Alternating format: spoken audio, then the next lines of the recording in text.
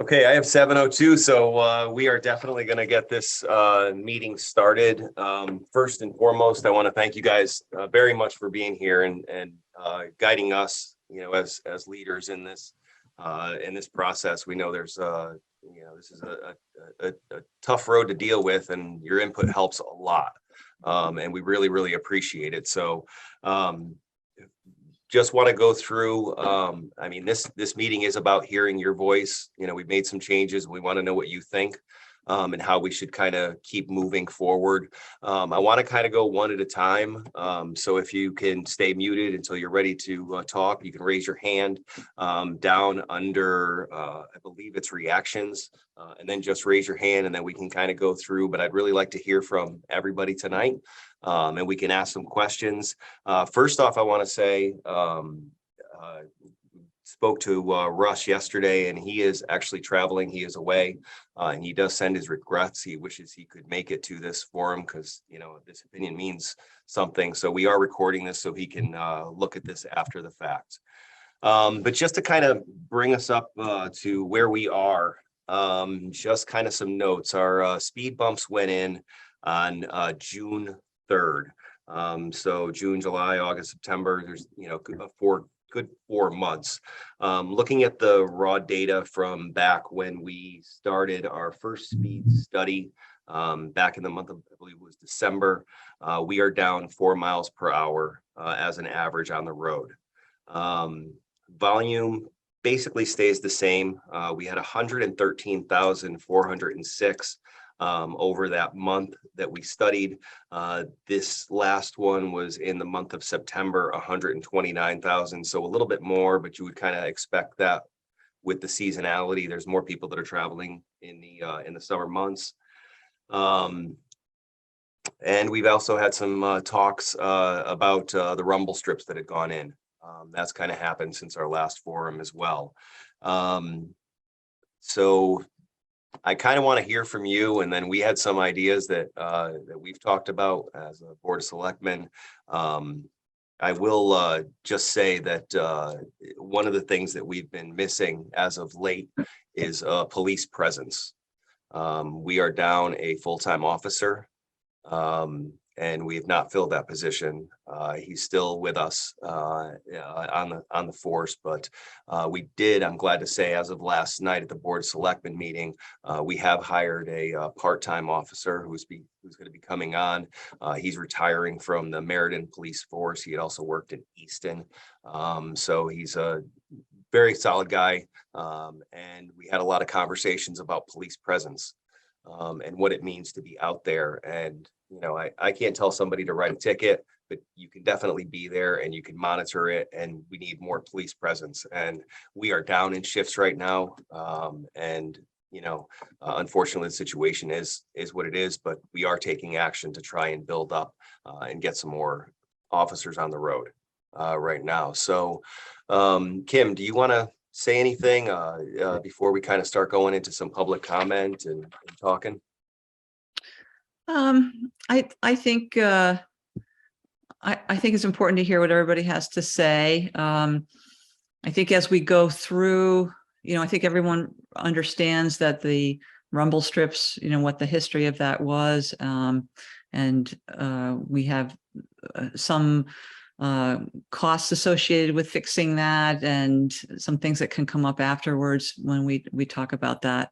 But I think it's just important to hear how things have gone in your portion of the road, because as we understand, each part of Weller's Bridge has a different experience with the speed bumps and the rumble strips. So if you live closer to the road, you have one experience. And if you live farther away from the road, you have another experience. So I think it's important as we go forward to not just make an assumption that everything gets thrown out the window, that it may be that there's a solution for one part and different for another. So I think we kind of keep an open mind as to what that might be. So that's really my input for that as we go forward and talk about it. And just remember that many people are having different experiences with this, and that was a surprise. So I think that's important to remember.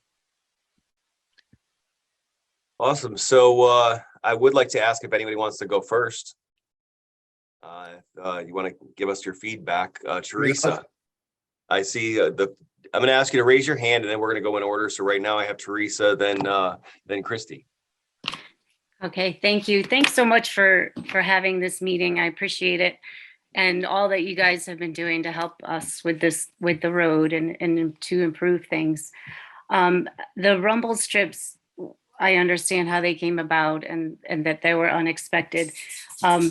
They are really tough, really noisy, and so hard to have rest because you'll hear the trucks pulling those trailers, especially, and they'll just vibrate the whole way through. And I'm close to the road, so of anything that has like been the most disruptive, and I understand how it came about, but I would really appreciate if we could focus on getting those taken out, removed somehow, because they are really disruptive. I agree with you completely, and I don't have to comment after everybody's comment, but I agree with you. If you don't know where I live, I hear them also. I sit on my front porch all the time, and it's irritating.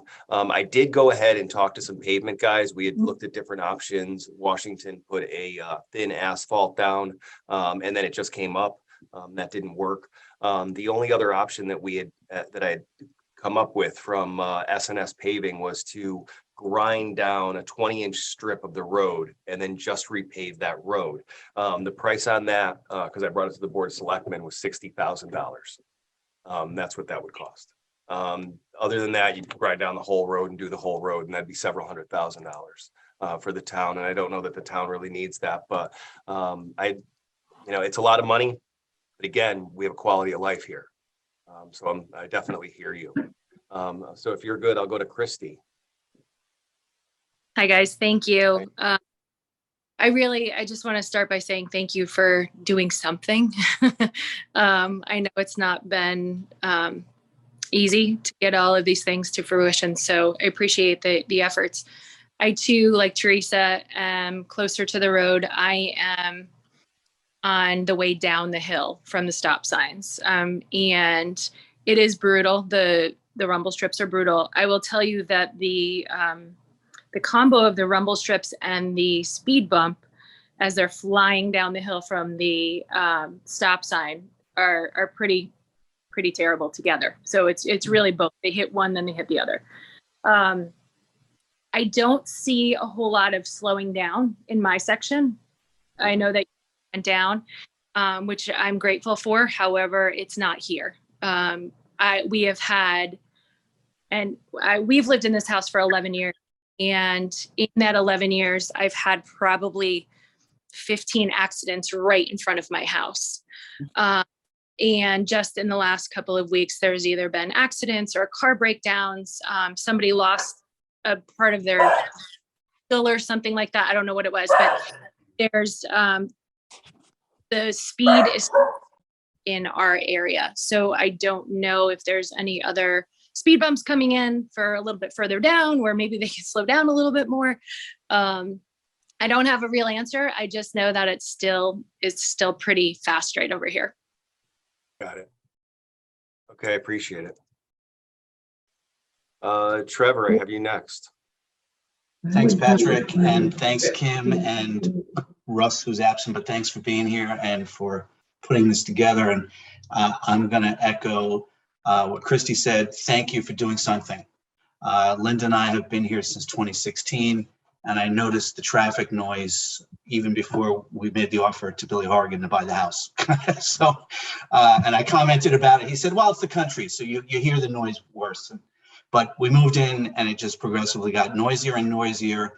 We're about 200 yards up from the intersection. We're on Hemlock Road.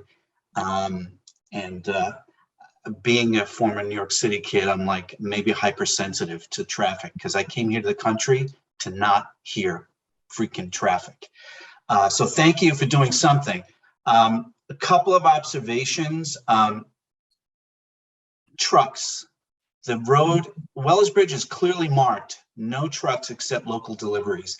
And yet, and I think this will maybe answer Teresa and Christie's comments, because I have a similar comment about the rumble strip and the speed bumps. It's the trucks that seem to make the most noise Mhm. and have the least regard for our speed limits and other rules of the road, rolling through stop signs and speeding down the road in between speed bumps, at least from my anecdotal observations from my back porch and from listening and also from driving on the roads. Also, I did a test this afternoon with 2 different GPS directions from Bridgewater to go to Southbury. And both of those sets of GPS directions, one was built into my car, the other one was Google Maps. Both of them sent me up Wellersbridge Road. Having read extensively about this type of problem, communities all around the country have gotten together and beat up Google and Waze and these other traffic apps to get them to remove certain roadways from their map questing, if you will. Wellersbridge is our road. It's not really a state road. And those trucks are tearing up the pavement on that road. You talk about, Patrick, about $60,000. Once these trucks keep doing what they're doing on Wellersbridge Road, we're going to be spending several $100,000.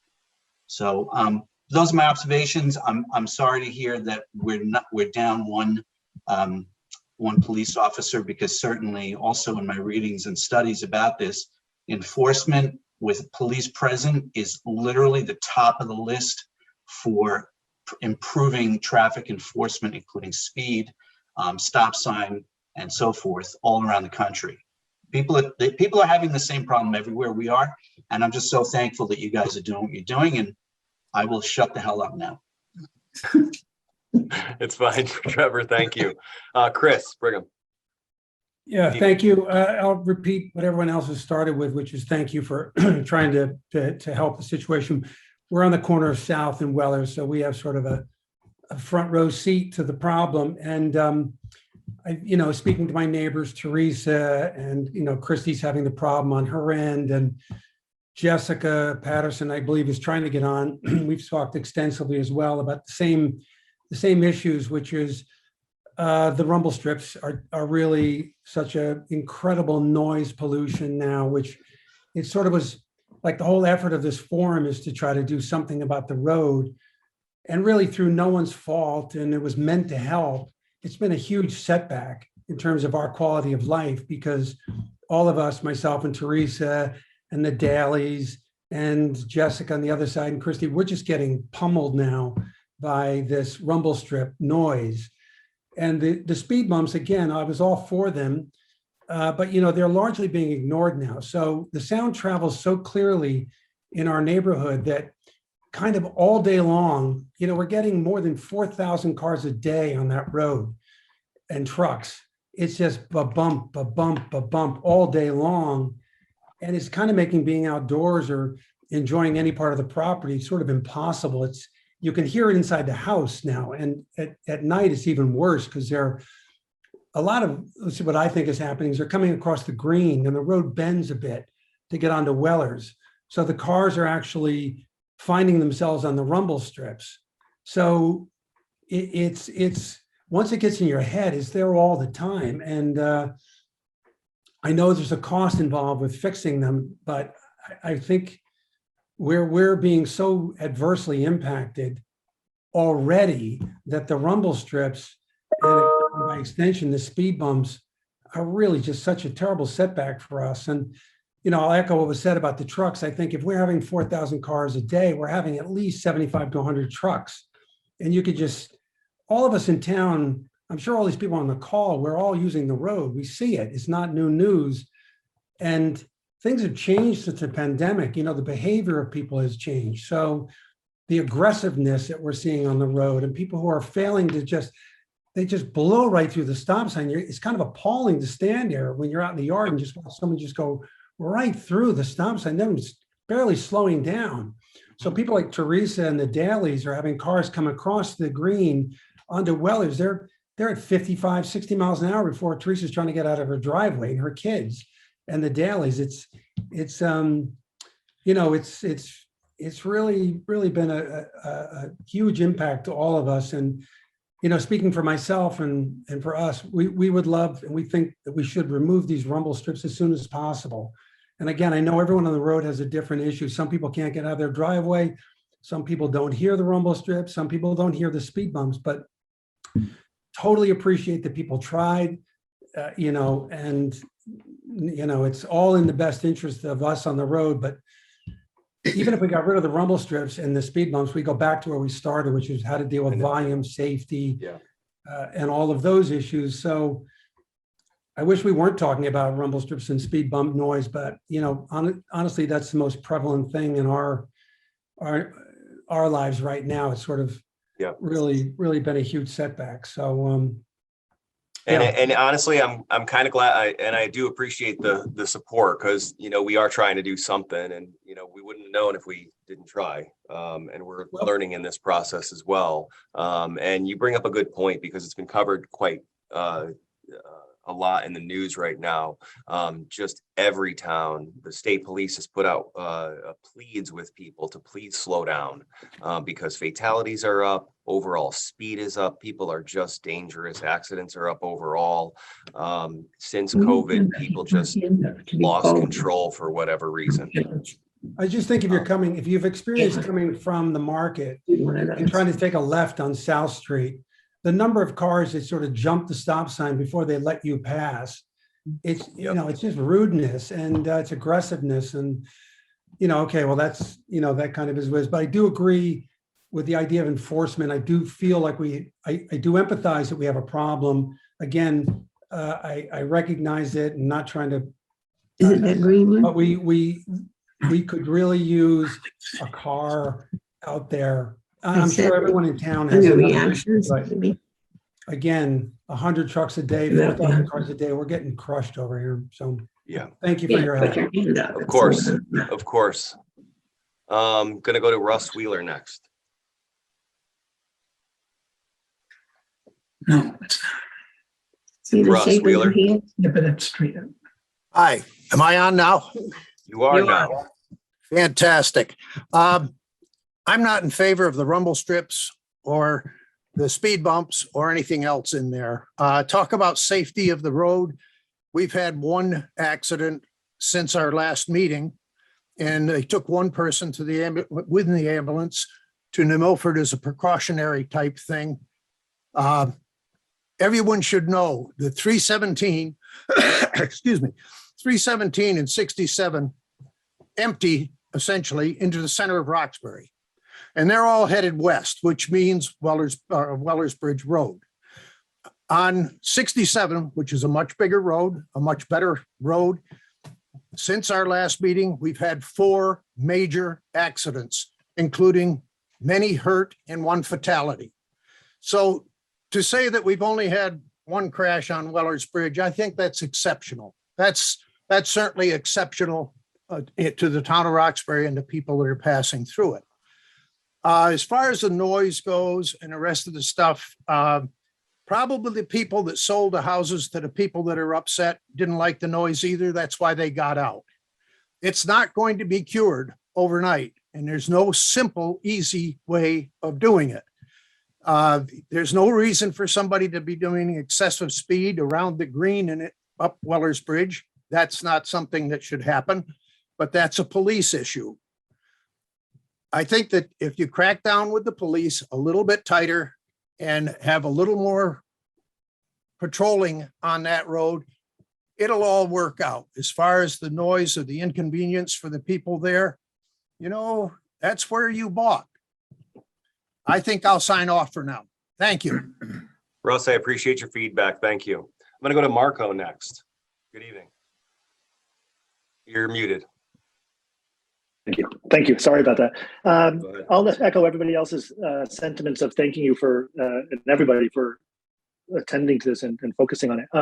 The one thing, I lived out on South Street, so I don't suffer firsthand, but I'm just wondering if anyone has ever discussed or considered potentially closing at Wellers Bridge the road, maybe for certain periods of the day, forcing the trucks and so forth to go around on the main road. And I know it would be hugely inconvenient for the people who live on it. So I'm not suggesting it's the right answer, but there just seems to be so many hard answers to this. So that was the question. Okay. For the group.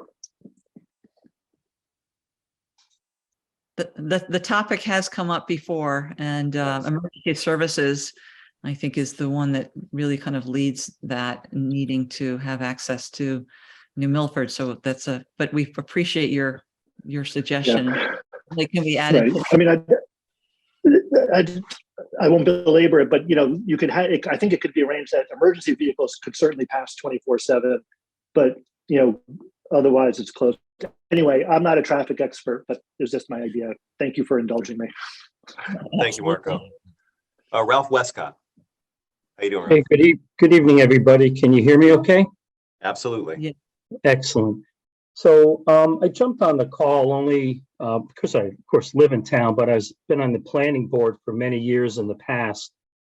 And believe it or not, even before the rumble strips, and Chris Brigham can raise his hand on this to approve.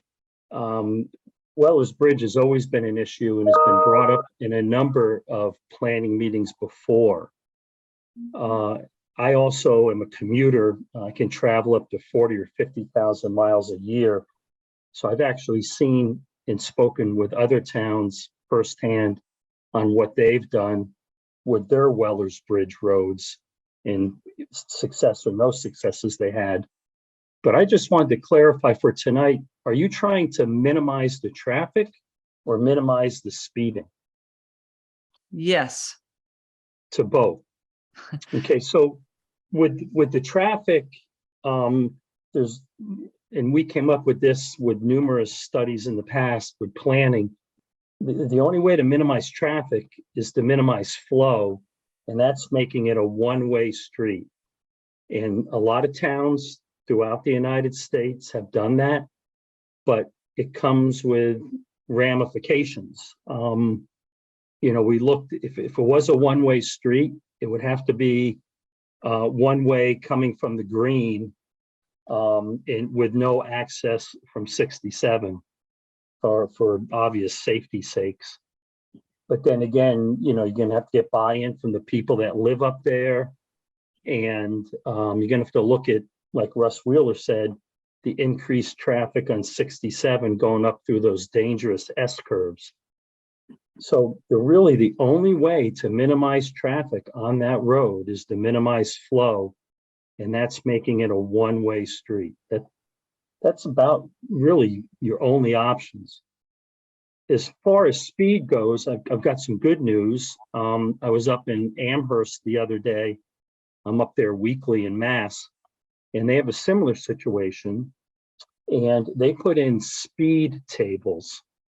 And I can tell you, being on that road, it definitely slows people down. And I've spoken to people that lived on that road and down in Norwalk and West Rocks, where they have a similar Weller's Bridge. They put in speed tables, and they said it definitely slows the traffic down. Less trucks, and they can't really tell for sure, but there seems like a little bit less traffic. But those seem to be the magic wand with regards to speed, because I can tell you as a commuter, people don't care. They want to get from point A to point B as quick as they can. And they got the pedal to the metal. And then the only other thing with regards to speed is New York City's doing it, Westchester County's doing it, a lot of places in California are doing it. I don't think it'll ever happen here, but they put the solar powered speed cameras up, and they give you a buffer of like 10 miles an hour. But if you go over that, your license plate picture's taken and you get a ticket in the mail, and it's not argumentative in court. But a lot of towns and cities have resorted to that. But the other thing, and I think the town's looking into it, is taking Weller's Bridge off the Google Maps and all the GPS maps. you know about that request? I've reached a lot of dead ends with that, going through UConn. I even went through the Connecticut Council of Municipalities, through our Northwest Hills Council of Government to try and get information to do that. We started to have some success and Okay. it's, they're all on the same AI. Unfortunately, also cameras are for enforcement are not allowed in Connecticut. Ah, see, there you go. And that's something that I would love to see changed, because until there's a penalty for, for bad behavior, then nothing's going to change. Sure. So we literally would have to put a police officer all the time. But I feel that if we could give a ticket on a sign, that'd be a game changer for us. Oh, big time. I mean, and because well, this is for you guys to talk, so I'm gonna Yeah. pull back. But If you're good, finishing Ralph, up- I'll go. Yeah, I'll ask in Amherst because I've noticed the past couple of years, the routes I used to take are not on a GPS anymore. And when Okay, I asked the town, they said they petitioned and they had them removed.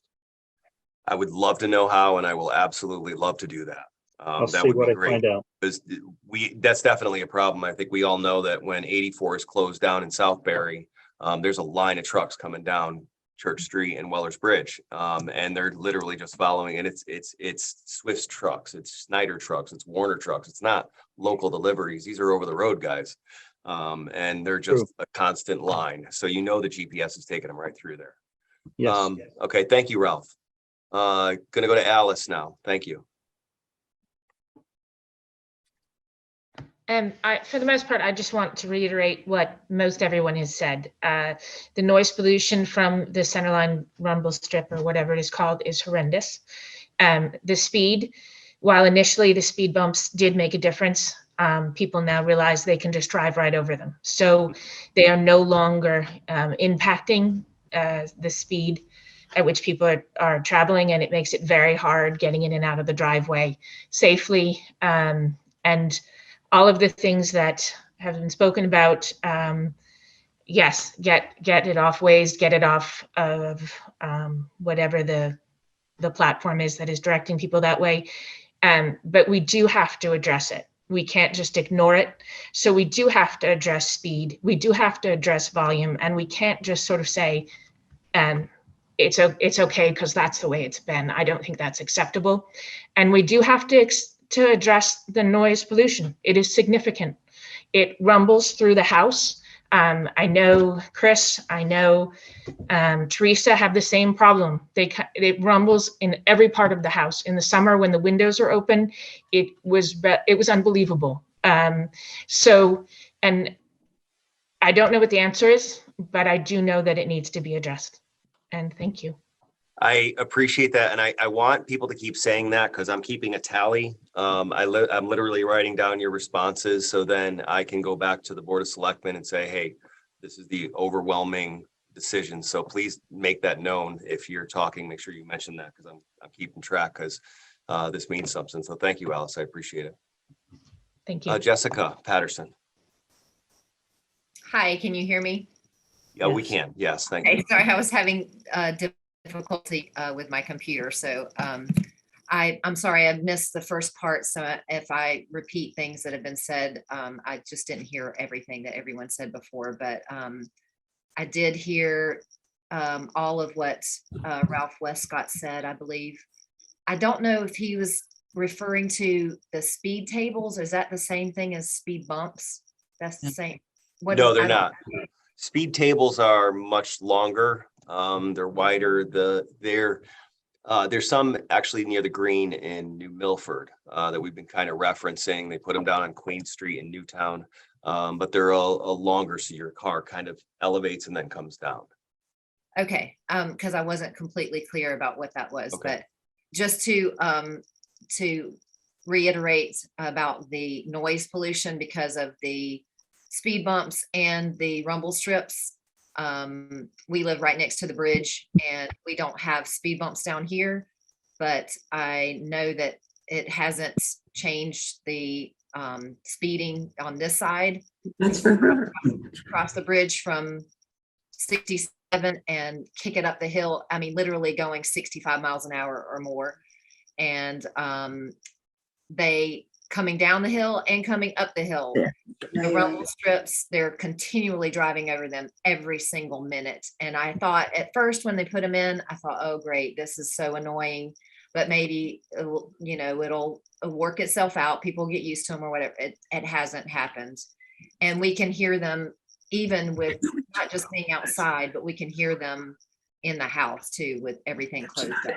And it's really, really a huge noise pollution You problem. originally said at the bottom of your screen. And then I think that the solution that was mentioned before in the last meeting in the spring about the speed cameras, I think that that's a really great idea. Once that is a legal thing, I think that that would be a perfect Absolutely. thing, especially here across from our house at the end of River Road, right there, I think would be a perfect spot to catch people, zooming across the bridge and going up the hill. But again, we have to push for when the legislation can change that to make it legal. I know it's legal in a lot of other states, so it seems like that could be a doable thing. But I really think that that is one of the only solutions that I've heard of that could possibly help with the speeding. And then as far as some of the other solutions of the road being made one way, we live right at the end of right next to the bridge. So totally have my vote to drive around. I would love to drive around. I don't know if you feel the same way, Michael, but to keep the traffic down would be a sacrifice that I'd be willing to make for sure. If I can just say a tiny bit, I'm sorry. I was talking to my brother on the phone and he's got stuff going on, so I'm sorry I was late. But it is so loud. It's crazy right here. It's like we heard a number is 4,000 cars a day or more. That's actually about 7,000 cars a day. Thank you. Yeah. And I'd say probably half of them cross, and in front of our house, they cross twice. So it's like, rrr, and then, rrr, and then, rrr, rrr. And, I understand I live on a busy road and that's, I bought a house along a busy road, but having this added to it, it's crazy. Any of you, I'd love to invite you to my house and come on down and have a glass of wine. We'll sit on the porch and you'll see what I mean. It's incredibly loud, but that's all I want to say. But I thought if we did get the cameras and we could boost the fines up to like $1,000 for going over the speed limit, how about $3,000? I love it. I love it, Michael. I love it. I don't know. I mean, because hey, we're in a neighborhood and any town could do it. I don't know how it goes with legislate something like that and pass that. I have no clue. But why not? If we could get the cameras saying we caught you going like 70 and you're supposed to be going 40, that's $3,000. And so sorry, so sad. And that might change things on the road. And so I'll just leave it at that. I know I don't want to talk too much. Thank you. Thank you, all Michael. for being here anyway. I mean, Daniel's next. How are you? Hey, good evening. Again, I'll say thanks for hosting the forum and the work being done. I don't actually live close to Weller's Bridge. I'm sort of up on the hill, but of course drive it a fair bit, as well as the various roads, around the area. And the one thing I would say, I totally respect the feedback on the noise and how annoying it must be if you do live close. And so, sorry for that.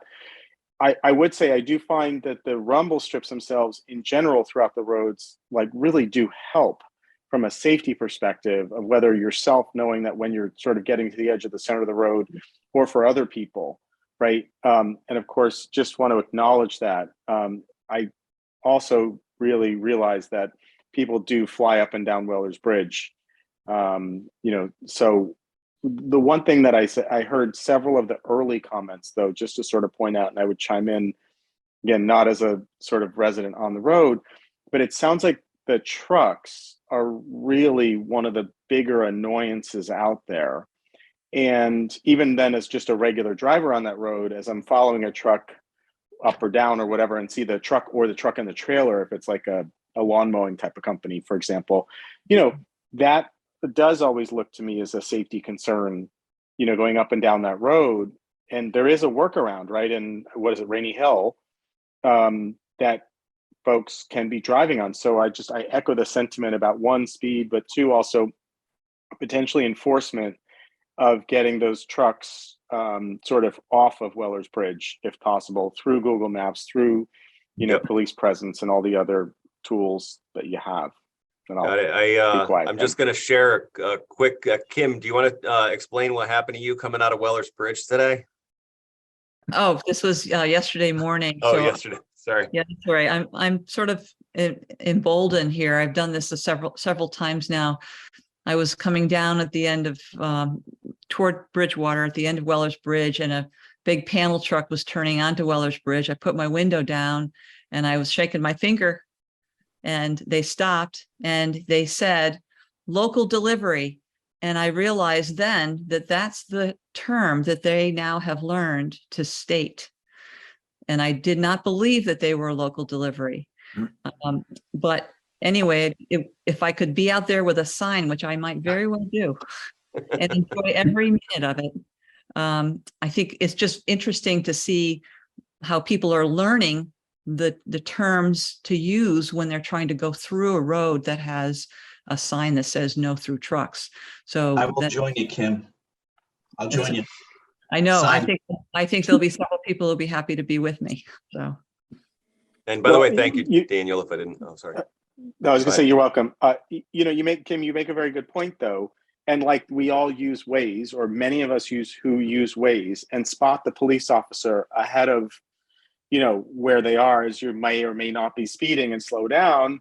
So are the delivery folks, or whatever working type folks that are running through here are crowdsourcing information that way. Correct.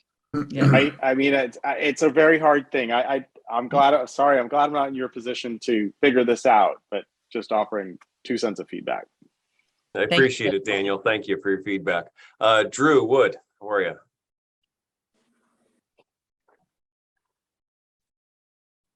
Drew. Oh, you were unmuted for a second there.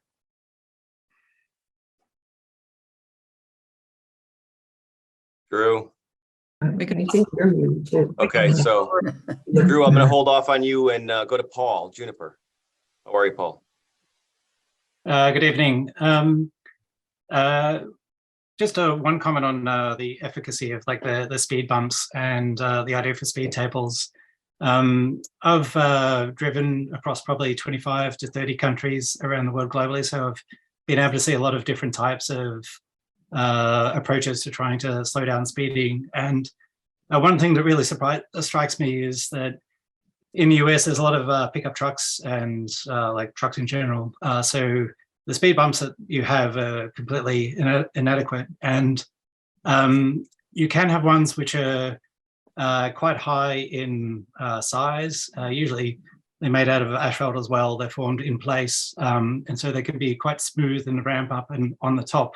But because of the size of them, every vehicle that passes over them will slow down. Like, you can't hit them at 40 miles an hour and it be okay, regardless of whether you're driving a Hummer or a Kia. So just the speed tables are generally quite effective.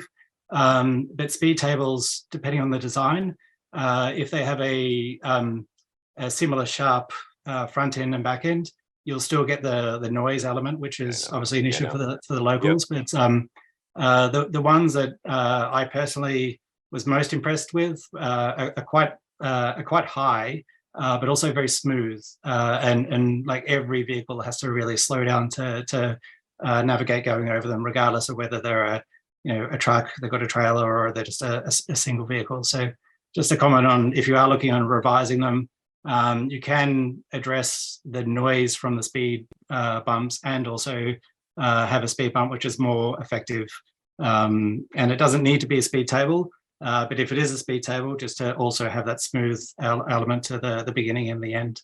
Absolutely, absolutely. And this was a trial. We didn't want to go with the high profile ones because we wanted to see what the effectiveness was going to be. So it's been kind of addressed on that, but we weren't sure. This was a trial period. We wanted to see where we were going to go with this. So Paul, I thank you for your feedback. And I have Chris Brigham back up. How are you, Chris? I'm good. I'll defer to Jim Conway. He wants to speak and I'll go after Jim. Okay.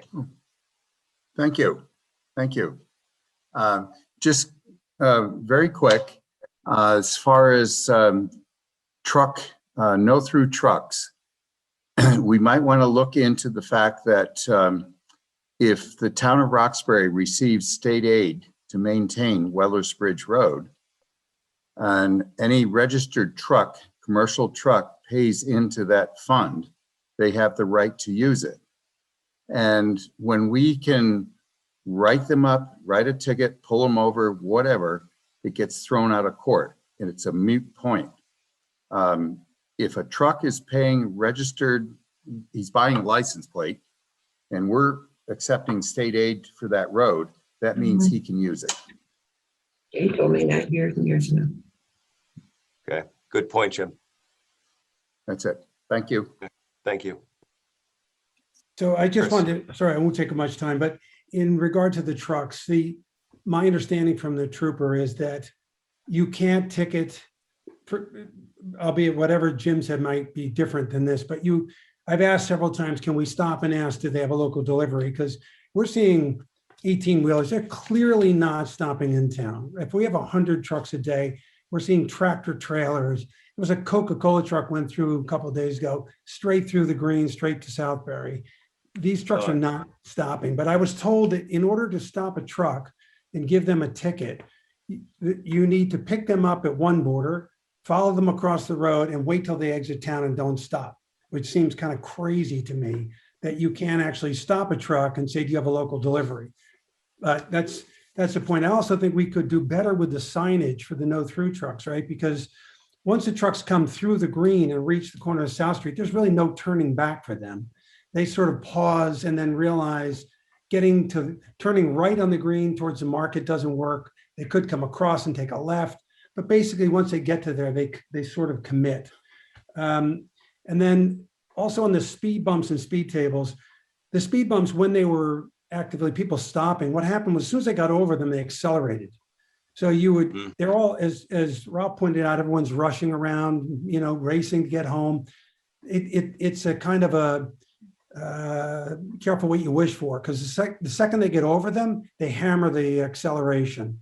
So whether it's a truck or something else. And also those contractors who have the trailers, of course, they're entitled to use the road, but they're making so much noise and they're getting rattled to pieces. So anyway, it's a complicated issue, but I'll go back to what Patrick said earlier. I think enforcement is really something that would be crucial for us.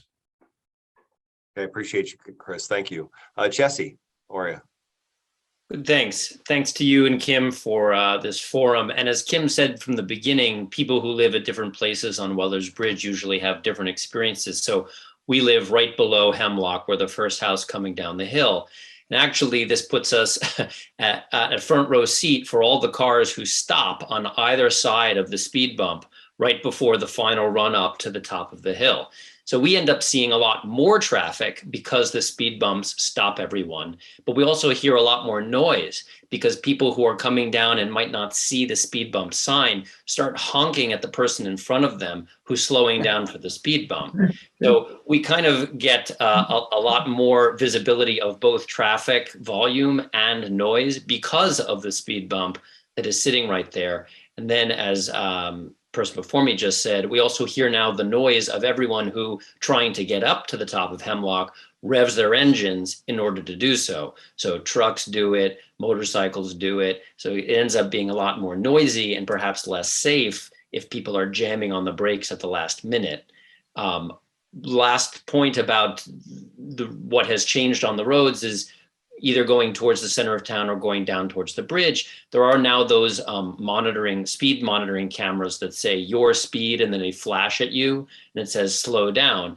That's actually the thing that I pay the most attention to, because I perceive that I'm being monitored. And even though I'm late for school and really want to drive the kids there, it's telling me to slow down. And so I'm aware of some sort of safety issue. So if that's useful feedback, maybe we expand that kind of monitoring more, and maybe that makes people more aware of their own speed. Again, sometimes I think it does, sometimes I think it doesn't. We have limits on the ones that we just put up, just so we don't have the high score mentality. That was kind of a discussion for a little while. You know, I think everything works for a little while, but there's going to be a lot of exceptions to the rule as well. But I appreciate you. Thank you. The berries are up. How are you? Hi, Patrick. I would like to make a couple of comments. Okay. One, there are three main issues: the number of vehicles, the speed of the vehicles, and the trucks. And I'm somebody who's lived here for a long time, 35 years in this house, so it is much, much worse. It never used to be such a busy commuting road. But I think the trucks bother me most, and I'm somebody we're very close to the road. For people who don't know where we are, we're the third house down from the church on the corner. It affects us a lot. As far as the speed bumps go, I think they work to a certain extent, but I also think they cause noise. And so I'm, kind of, I don't know whether it'd be good to take them out or leave them. But my point is something I'd like to know, and I think it was already answered about, are we allowed to not have trucks on this road that are through trucks? And can we enforce that if we are allowed? And I'm thinking what Jim Conway said shows that we're not allowed to disallow trucks. No, I mean, I'd have to look into that a little bit more. But no state funding, to my knowledge, has been placed on that road. Jim, you've been around a little bit more, but I'm not sure if any town aid road money or something had been used. The bridge is under the federal bridge program. And that's going to probably be 25 or 26 when that's going to be replaced. And we're kind of working on that. Jim, yes, go ahead. Yeah, well, it's a small amount, but you plow and sand that road, and we go to town aid to buy sand. That's what I was and wondering, the salt. town, the tar money, correct. It So was a town aid road. any state funds that go to Weller's Bridge, Okay. salt, sand, town aid road funds, then that gives everybody permission to use it. To my knowledge, I believe that if you get a registration, your truck, your car, or whatever, you can use all the roads that we take funds for. Well, that's good for us to do some investigation. Get the details. I mean, it's been around a long time because a lot of towns have put up those signs, which is great. We try to deter it, but you can't enforce it. And you can try to deter 1 out of 10 trucks, 2 out of 10 trucks, but the others, and they write them up, they go to court, they throw it out, and it's like a moot point. It's like we're paying constables to get nothing back in return. Patrick, could I say one more thing? Absolutely, you're still there. Okay, so one thing we haven't addressed, and I think we have to somehow, and that's why do we have all this traffic across? And that's because people see this as a shortcut from one part of 67 to another part. So to me, a solution for the speed, the number of cars and the trucks would be to make it not a shortcut. Now, I think there may be various ways to do that. The only one I've thought of is if we extend our town green out to that house on the corner. I don't know who lives there. They're right across from the Brighams. So it's grass. It's a dead end there. And all traffic would have to turn right onto South Street. That's not going to be a shortcut for them to get back to 67. Or if they turn left onto North Street, if you make a no right turn there, then they're going to have to go all the way down to the post office market, that area, to turn around, get back on 67, and that's not going to be a shortcut. Therefore, and for people, for us who live on the road, there are plenty of side roads that we can take to get where we want. So I think if it's no longer a shortcut, that might solve a lot of problems. You know, and you can do a temporary thing too, because you don't have to dig up that road, just put some soil and grass seed over it, you know, like 10 feet of it or something Yeah. in, so that blocks it off, and try it. You know, see if that would work. So you're the And that would suggestion, just not to be, keep ambulance or police from coming, because that would be open, that side would be open heading toward New Milford. okay, so the suggestion is to close Church Street or to For close that- North For Street? that space of that first house there that does not have a driveway onto it anyway. Yes. Just Yep, bring okay. the green back to that far, Okay. that, So it would be in a sense, closing Church Street. for that one block, yeah. Not even a block, just- just whatever it is. Got it. Okay, awesome. Thank you. Next up, I have Steve Meyer. How are you?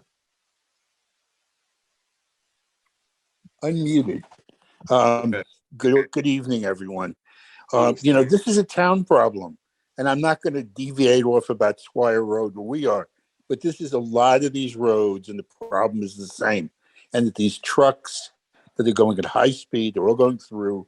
I had sent Patrick some pictures of a huge cement truck that went through one end to the other, way above the speed limit, and that's big on a little road. Weller's Bridge is the same problem. These roads were not meant for this. And I think the first thing we should really look at is if we can lower the speed limits on these streets, that basically it may get them off Waze. Because Waze does this with AI. It just computes which is the fastest way to go. And, you know, we have a small town.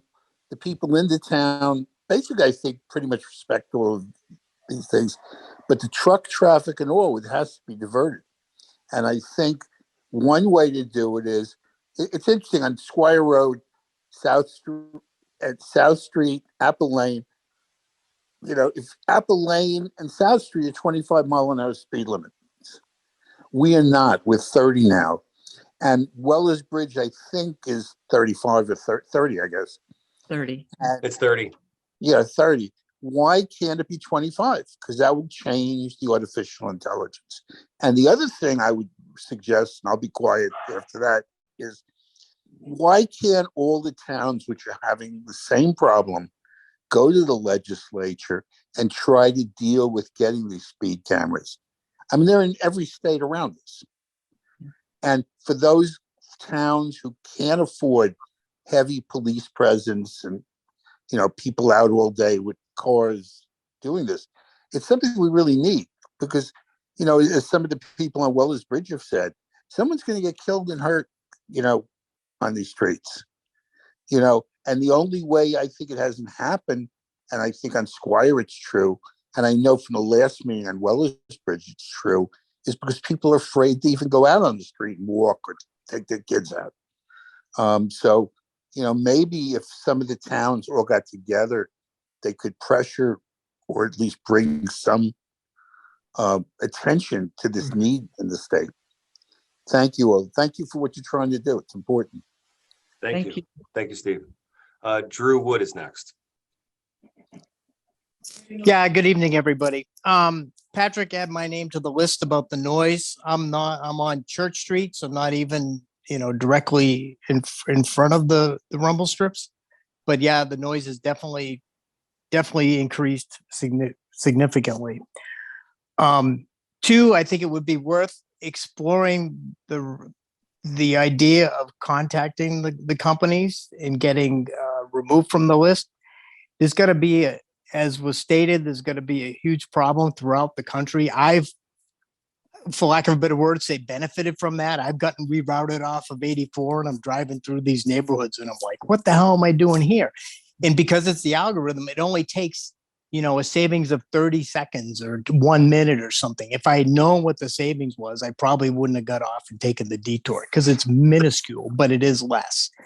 And then thirdly, maybe there's a possibility of just putting signs up that say this speed enforced by cameras and having some things. I learned tonight, Patrick, when you said you're not allowed to do an enforcement action via camera in the state of Connecticut. I didn't know that. My bet is a lot of people don't realize that. And so the fact that there is a camera, a sign warning of it, and then having something there may be a good deterrent. I don't know if you can Thank say you. that a camera is enforced. If it's not enforced, I mean, you could say. You just say speed you know, camera. Speed. That's all. You don't have to say an enforcement action then. Okay, got it. You could wordsmith it, whatever. But anyway, that's all. Thank you. Okay, I got it. Awesome, thank you. Ed Ratz, how are you? Kathy, Ross. Oh, hi, Patrick and Kim. Thank you so much for opening this forum for people to speak. We do not live on Wellers. We're a bit off. So I am super empathetic for those that are experiencing the noise. I didn't know. So the point that I wanted to raise was about signage, particularly for trucks. And I think about the coming in 67 and then making a right up Wellers Bridge. I think it's just one sign. It's fairly close to the turn. There's a lot that goes on as you enter that section of the road. There's turns, there's Botsford coming in. There's just a lot going on. The speed slows dramatically, although I think most people don't slow. So I think that sign could get missed, and I would suggest increasing signage for trucks. Got it. All right, thank you. Thank you, Kathy. And perhaps maybe additional signs that says something to the effect, no stop signs with an arrow pointing straight ahead. So it leads them up 67. But, if you're using GPS, even if you know the route, most people use their GPS anyway, and they listen to their GPS and they don't really pay attention to any signage other than what's on their phone. But I would agree. It might be worth a try. Got it. Okay, thank you. I'm going to chime in just for a minute, just as a citizen on Hemlock Road. We've been on Hemlock for, I don't know, over 20 years, almost 25 years. And I have been almost killed several times on my horse when people go through the four-way stop. And I can't tell you how many times they've just go by and all of a sudden they realize that I'm standing there on this four-legged beast. And that has improved since the speed bumps are there. The speed bumps are a problem. I know the sound and all of that, but just in terms of the use of that four-way intersection, there are fewer people that I've noticed that are just blowing through it than there were before, because there's a speed bump on one side and on the other. So just in that way, that's a different issue that will have to be resolved if the speed bumps or tables don't get replaced, just in terms of stopping so that walkers, runners, bikers, kids, horses can cross safely. So that's me as a citizen. Excellent. Thank you, Kim. Yeah. All right. By the way, me as a citizen, I'm putting my name on the rumble strips are noisy. So I'm added to I feel your pain. Trevor, you are next. Thanks. I'm loving this conversation because there's so many great ideas that we're all sharing. Drew mentioned how in GPS, he's learned that it only shaves a few seconds. So when I ran that test this afternoon with 2 different GPSs from Bridgewater going to Southbury, it gave me 2 routes as a choice on the Google Maps.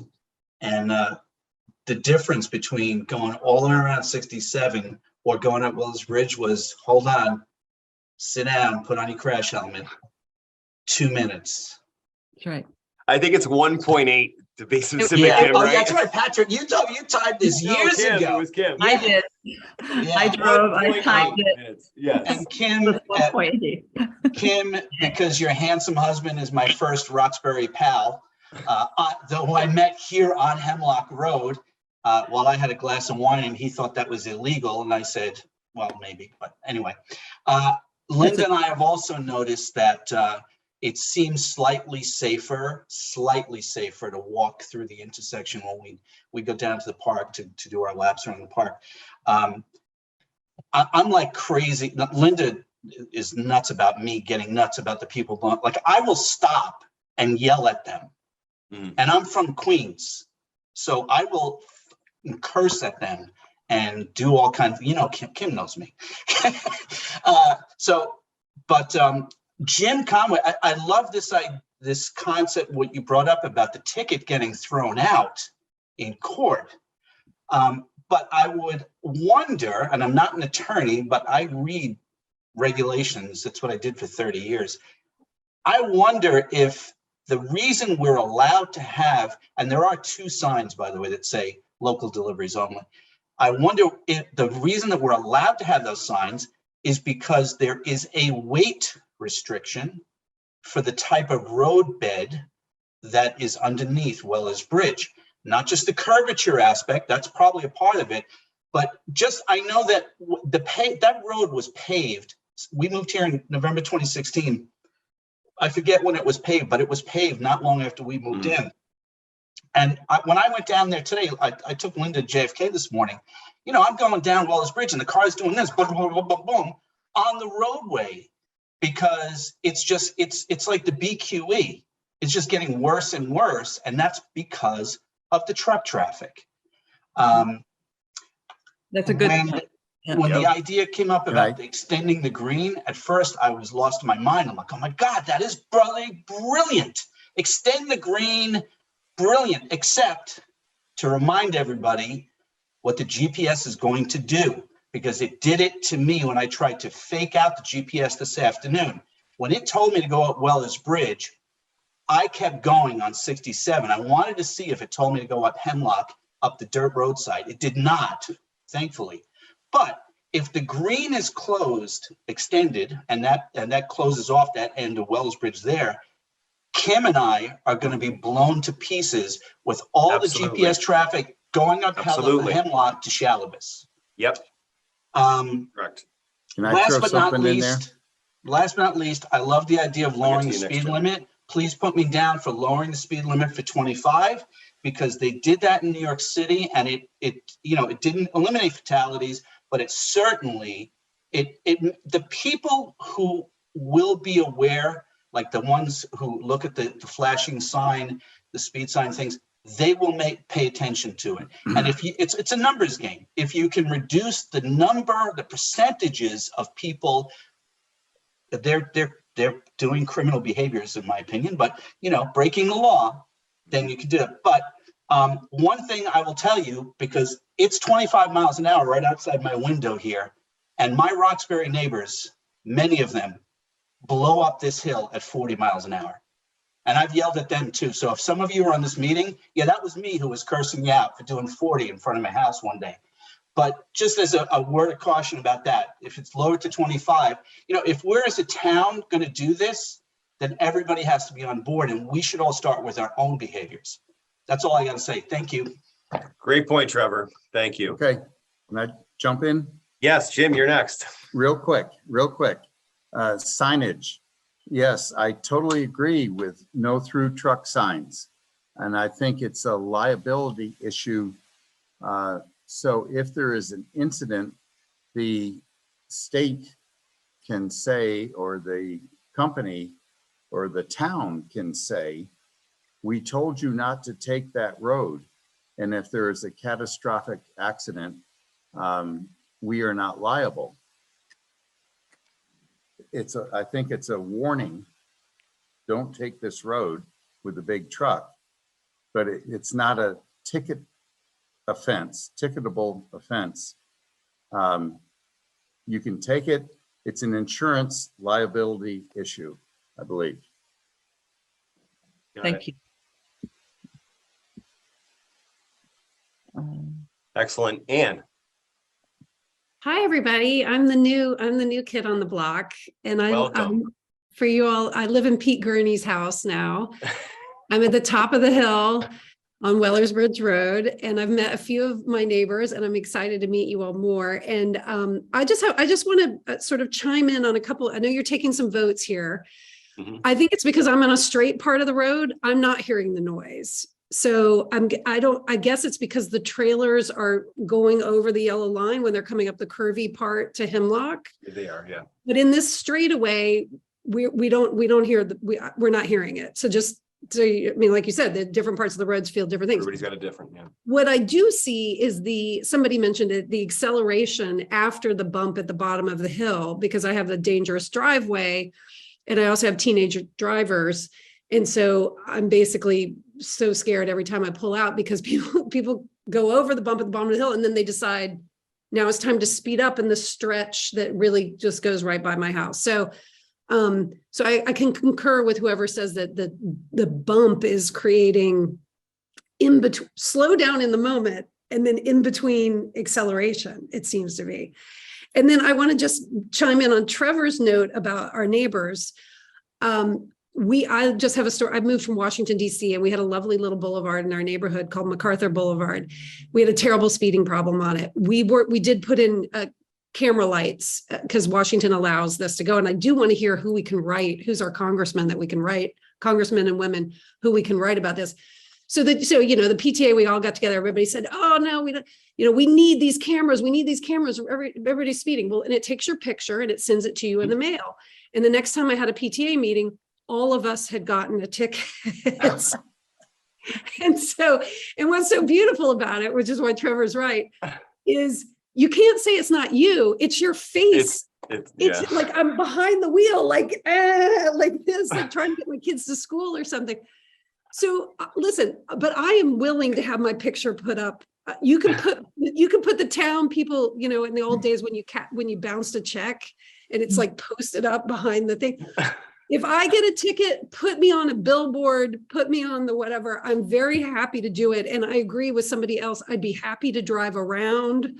I'd be happy to drive on a dirt road. Like you told me you wanted to change Weller's Bridge into like a dirt road. And that moment of decision for that truck at 67 is like, there's a dirt road to my right, or I can go straight with no stop signs. I'll drive really slow on the dirt road and I'll be really, really quiet for whoever else lives here with me. So just thank you, Town, for getting our opinions and getting everybody's feedback on it. It's really nice to be a part of a community and nice to be a part of a New England community who's managing itself. It's lovely. Awesome. Thank you, Ann. Welcome, Ann. Thank you. Paul, you're back up.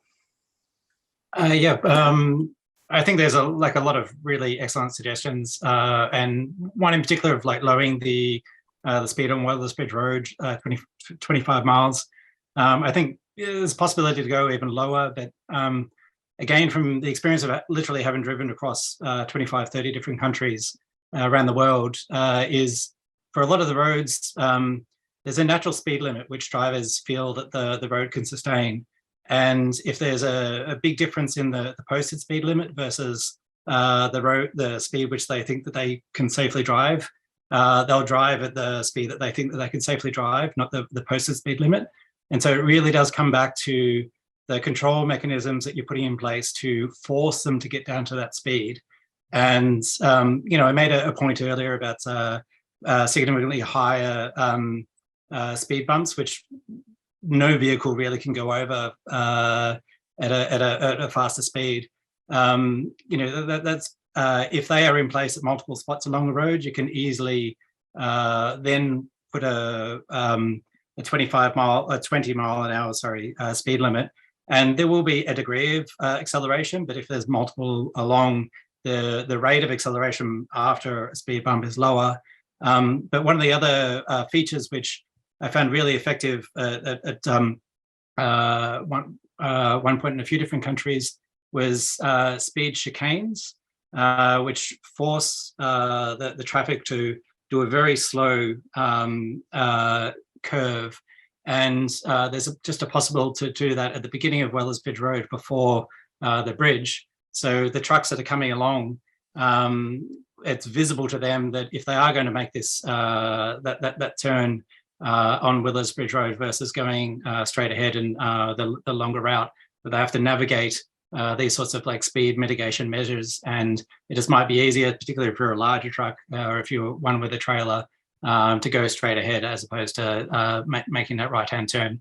So just on that measure of like, I'm all for lowering the speed limit, but I think that unless it is combined with measures which force a slower speed for the traffic, it might not ultimately do that much. But I'm also, one of those measures, if you can get a speed camera that sends out fines, that'd be fantastic. That was, we had the resident trooper on our last call, and that was kind of his point was traffic is going to do what speed they feel comfortable doing. Yep. And that's just a known fact, and lowering it has literally very little effect. And that was kind of, and even when we had the speed study done on Weller's Bridge, UConn kind of reiterated the same thing, because it's the people that are going 60, 70 miles an hour that are, and they're speeding up after the speed bumps and all that. They don't care that it's 20 or 25 or 30 or whatever. They're going to keep going fast. So, but I appreciate it. Thank you, Paul. Ralph. First of all, thank you everybody for jumping on, especially those that came on later, and thank you, Patrick, for this. Paul hit the nail on the head, and you reiterated that, Patrick, in speaking with the trooper. As a commuter, I have to let everybody on this call know this has to be at the forefront of your mind if you want to do something. We are dealing with commuters. They, in a way, they don't care.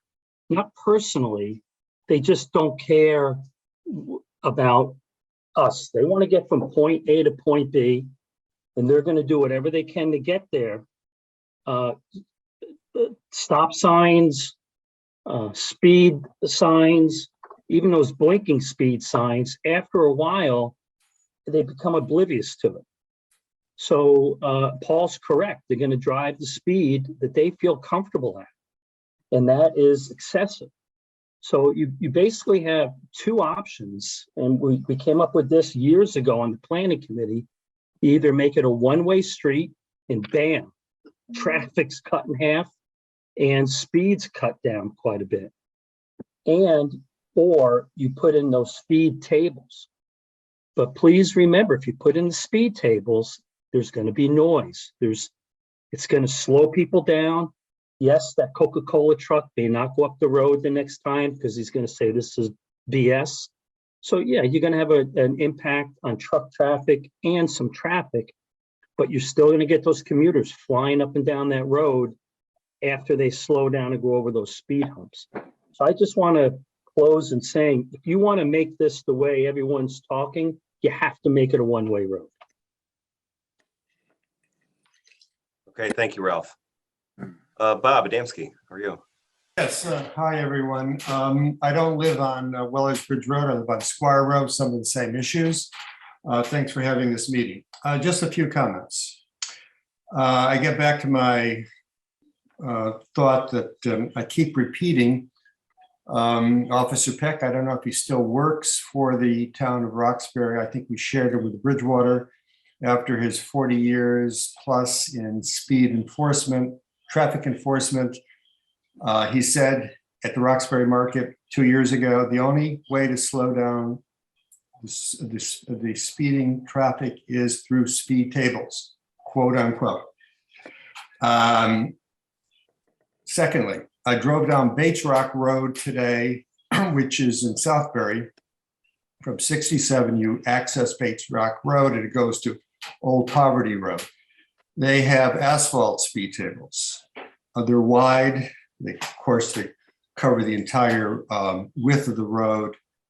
They seem to work.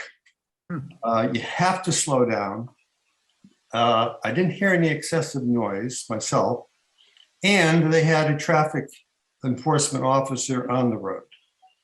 So, and I was the only one on the road. Finally, I wanted to say that since we're down an officer, of course, we'd have to get people to agree to this, but can we hire our own enforcement officer? Somebody that wants to do extra time as a police officer. And we pay for it as a residents of the road. So we have a friend who works for the town of Oxford.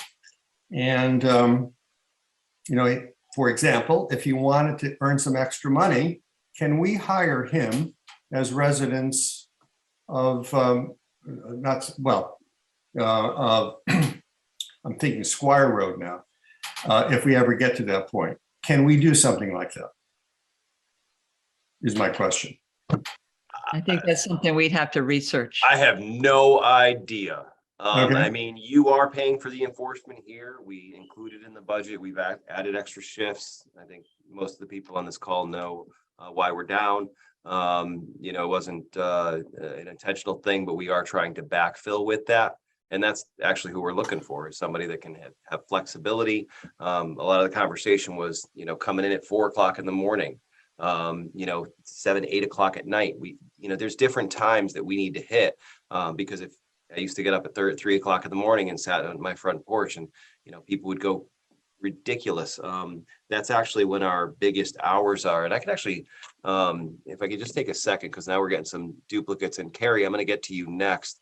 But I'm going to share the actual feedback. This is I'd like to nominate Trevor to be that, just, you know, Queen's yell at whoever's driving by. Can we pay Trevor in whatever currency you would like? It sounds like, yeah, absolutely. Well, I think Trevor's out of it now. But if you look, this is. Can you enlarge that? Patrick, can you enlarge that? I can. I can't tell how you can see it.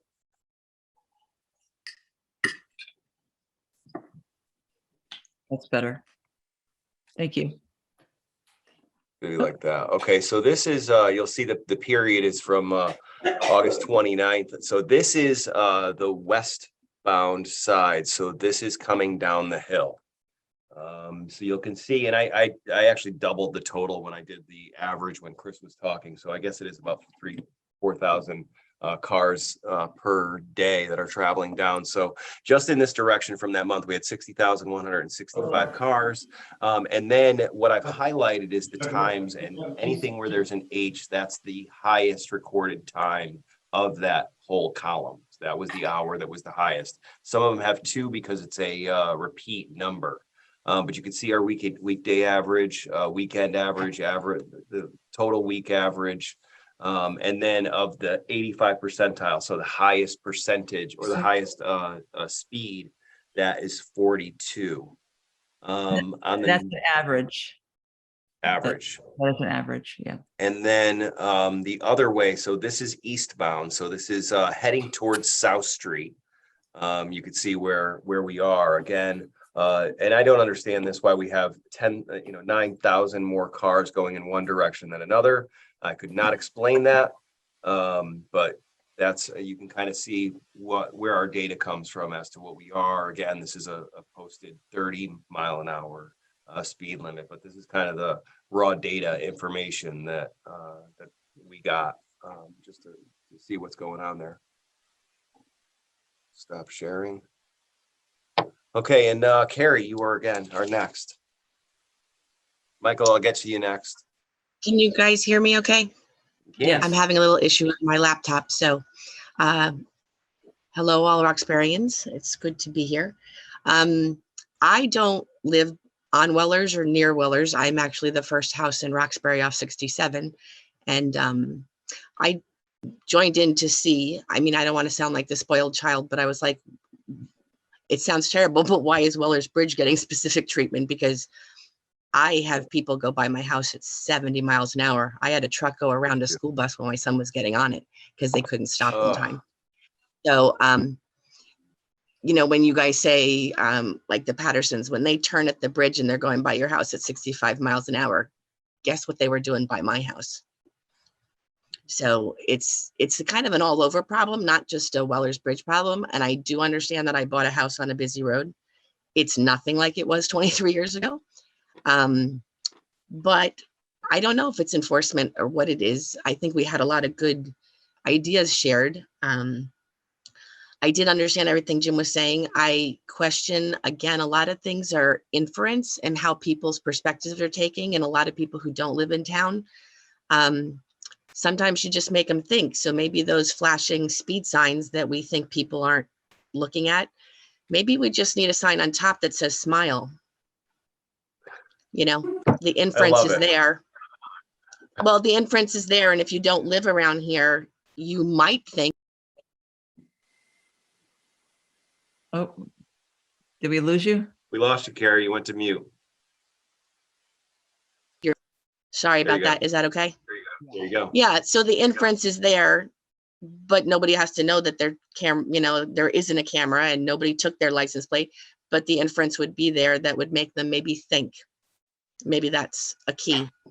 But I also like what Paul was saying, like to have a chicane to get into the bridge or to get off from the green would deter, I think, a lot of the trucks. And that would, because speed tables, speed bumps, I don't know if any of you guys have ever sat on the green in New Milford.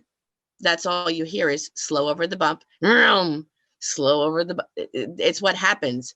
Everybody gets aggravated because they've had to slow down and then they're heavier on the gas to get off. And I don't think that's going to solve any of your sound problems or your noise pollution. That's just an opinion, but just because I've been on the green so often, I hear it. So that's an option. Anyway, so that's my 2 cents. I don't want to sound like the whiny kid on the other end of the block, but the speed is not an issue only on Weller's Bridge, just so we know. I absolutely, Carrie, and I appreciate your feedback. Thank you. Yep. Thanks. He's got to go Michael, out. Jessica. Maybe go out together. And I'm gonna actually hang on, Michael. Steve Meyer, could you just mute your Zoom, please? Thanks. Sorry? Can you just mute? Thanks. Thank you. Jessica and Michael. Hi, I so appreciate everybody's input and stuff. This idea of having paying a constable or someone who would be monitoring the street and possibly giving tickets, and I think money speaks really loudly with people. If we were to start giving out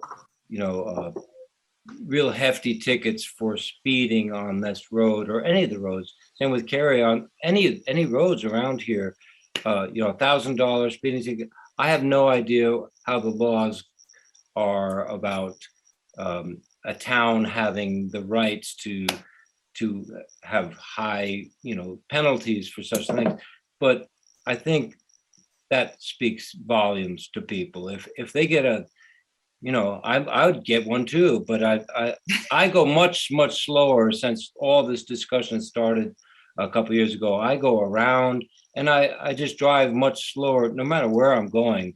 Maybe it's just because I'm older now, but I recognize that this is a problem everywhere you go. You just can't drive fast. It's just stupid, and it's not safe, and it's it's selfish. But I think if we could possibly get the camera thing working, I don't know what legislation has to happen to make that so that we could actually ticket someone off of a camera shot, but a big chunky, or if we hired a guy to give tickets, $1,000 tickets, $2,000 ticket for driving fast, that would probably change a couple minds, and I think we could get some changes going on. But I appreciate everybody, whatever, all of these different ideas. I really do. I just wanted to second that. If we appreciate you, Michael. Thank you.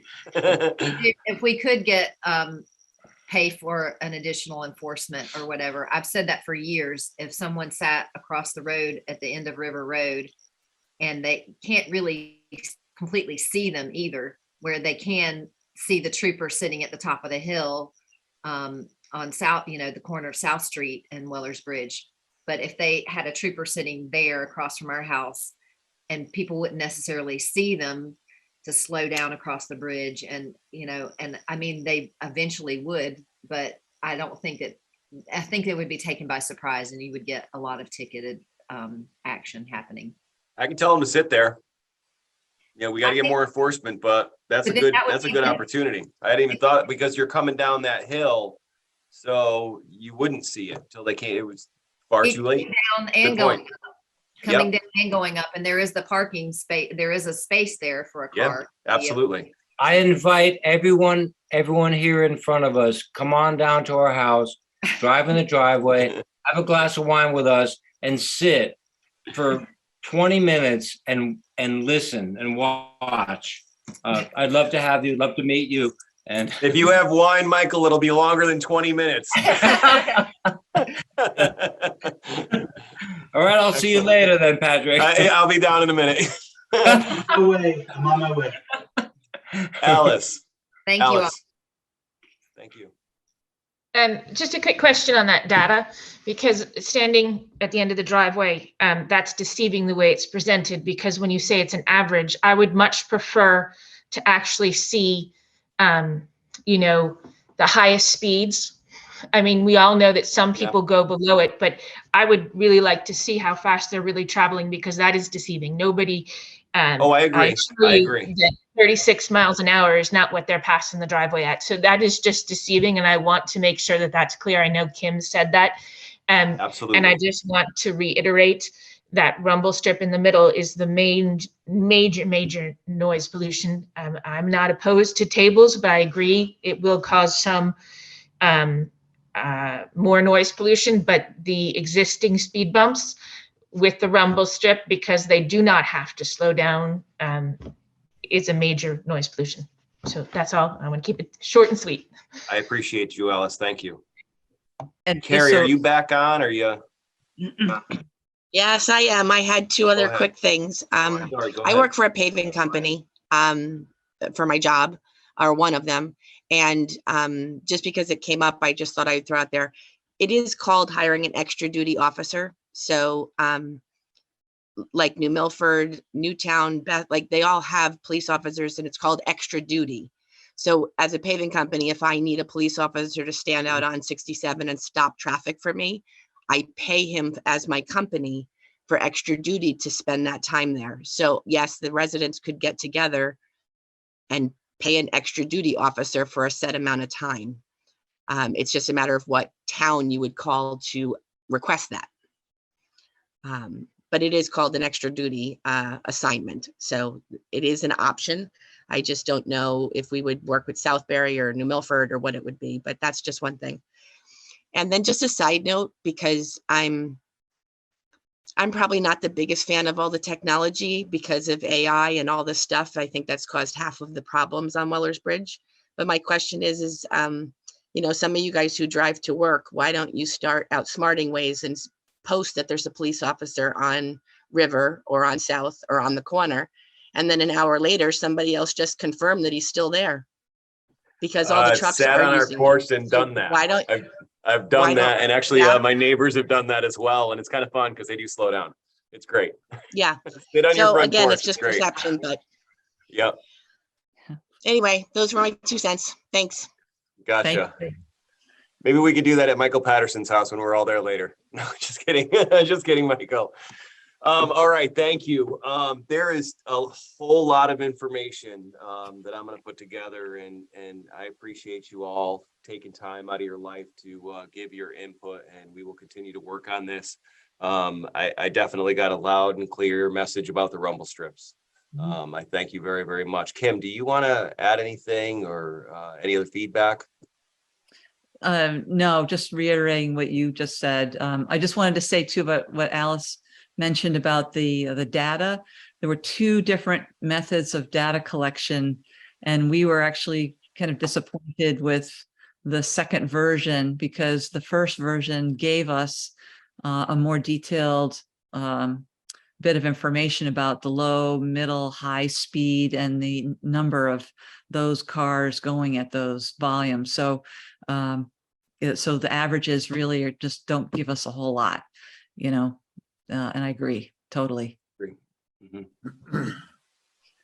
All right, excellent. Well, we are going to continue this discussion for the Board of Selectmen, and hopefully make some changes. You guys are always welcome to be involved on our agenda. Jim Conway. Yes. How are One you, brother? quick thing. ahead. Okay, if we're gonna look into resurfacing the rumble strips for 60,000, the whole road is in pretty rough shape. So possibly if everybody can live with the rumble strips for a year, the whole road really needs resurfacing. It's rough. To just do the center strip wouldn't answer the total question of Weller's Bridge to really make it nice. Okay, I believe 6 or 8 years ago, I believe is what the number that I had gotten. Right, people that have well, been when we on the put road. fiber optics went through there, they Oh, did the great. road and they really didn't do a really good job. It has not been resurfaced, ground up. It's been chip sealed, Mhm. but resurface, ground up, and make a nice smooth surface. I think if we did the center strip and a couple years later, you're going to do the whole thing over again. Yeah, we Got it. can look at all those numbers. Exactly, yes. Yeah. But Okay. it's been chip sealed, but it hasn't been, since fiber optics went through, it hasn't been resurfaced, redone. And they Anyway. continue to dig it up. Did you see they just put these manhole covers in now? Exactly. Yep. And I am afraid that they're going to keep ripping it up, but who's to know? Got to talk to them and see what's going on there. Yep. But, okay, Good point. Thank you, Jim. thank you. Thank you, everybody. This has been Yes, very, all right. So yeah, we're at what, an hour and a half. That was fantastic. Thank you. I appreciate all of you and my neighbors. I'm there with you. And I really, really appreciate your input, and we will continue to have this discussion. Thank you. Thank you very, very much for your input. I appreciate it. Have a Thank great you. night, everyone. have a good Thanks, night. everyone. Have a great week. Be safe. All right. Thank you all.